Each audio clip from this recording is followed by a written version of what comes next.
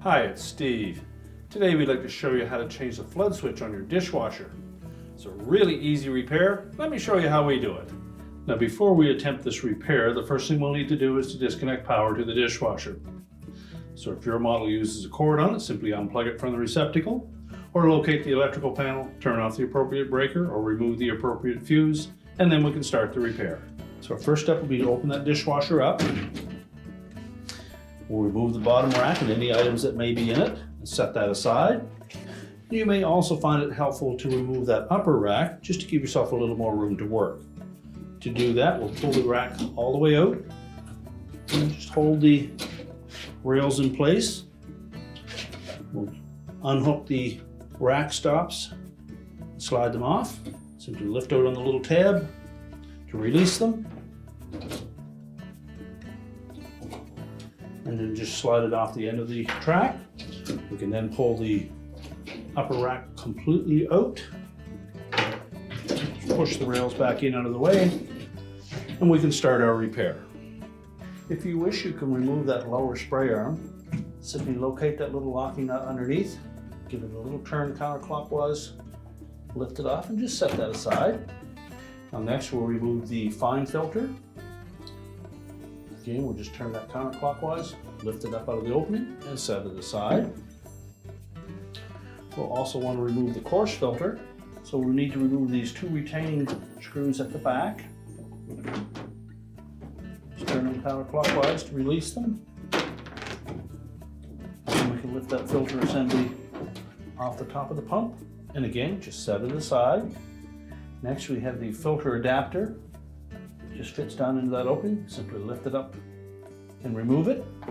Now that gives us access to a mounting bracket located at the bottom of that sump area, and it's held in place with two 1/4" hex head screws. So we'll need to remove those next. So the two screws that are holding that bottom mounting bracket in place, there's one located straight to the back and another one located up towards the front. They're both 1/4" hex head screws, and we'll need to remove those first to lift out that bracket.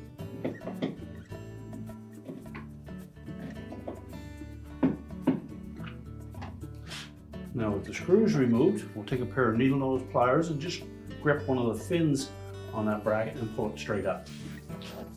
And just lift that completely off of the float assembly.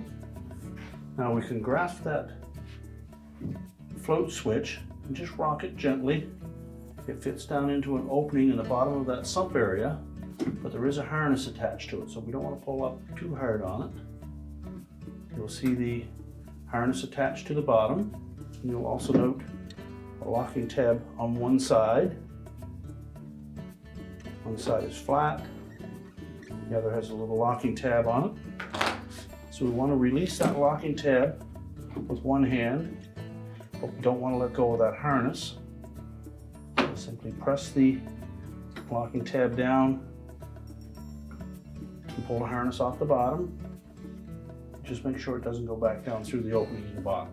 Now we'll take the old float assembly and discard it. I'll take note of the new one. Make sure that this O-ring is located on the bottom, and also make sure that the original O-ring came out with the part and it's not stuck down in that opening. If so, you'll need to pull that out. And we want to clean that area up, make sure there's no debris in there. Then just moisten this O-ring. We'll line up the harness connector to make sure that the tab is lined up in the right place. Grip the harness. Make sure it's pressed firmly on. And then we're just going to push that whole assembly down into that opening. Just rock it back and forth until it bottoms out. We next need to put that bottom bracket in to make sure that the screw holes line up. We'll fit that flat side into that opening. Let it drop right to the bottom. And using a magnetic screwdriver, we'll reinstall those 1/4" hex head screws. We're now ready to put the upper filter adapter in place. Again, we'll line up that flat side first. Then we can put the coarse filter in.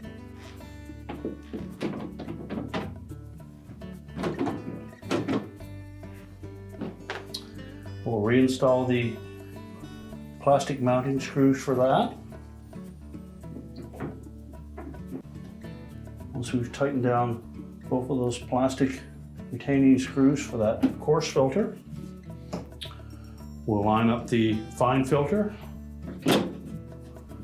and turn it clockwise till it locks in place. And 2 arrows on the coarse filter will line up with the 2 arrows on the outer housing of that fine filter. We can then replace the lower spray arm. Make sure we line up those 4 tabs with the opening on that manifold.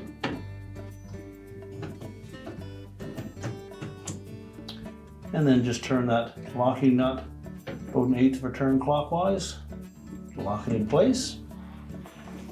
And now we're ready to put the racks back in. So we'll begin by putting the upper rack in place first. Pull the rails completely out.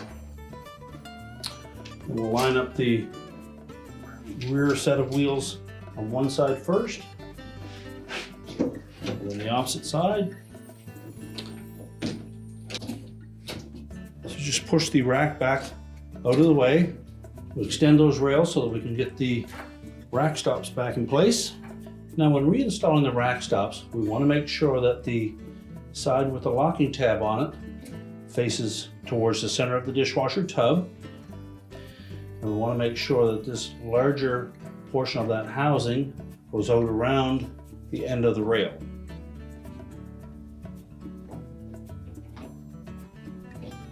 And then just press it on until that locking tab snaps in place. Do the same for the opposite side.